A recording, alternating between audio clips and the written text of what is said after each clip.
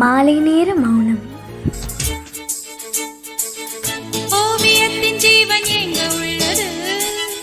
உற்று பார்க்கும் ஆளின் கண்ணில் உள்ளது. பெண்ணுடம்பில் காதல் எங்க உள்ளது? ஆண் தொடாத பாகம் தன்னில் உள்ளது. நீ வரைய தெரிந்த ஒரு கவிஞர் கவிஞன், பெண் வசியம் தெரிந்த ஒரு கலைஞர் கலைஞன். மேகத்தை ஏமாற்றி மண் சேரும் மழை போல மடியோடு விழுந்தாயே வா. பூவாசம் புறப்படும் பெண்ணே நான் பூவரைந்தான். வந்து விரல் சுடும் கண்ணே நான் தீவரைந்தான்.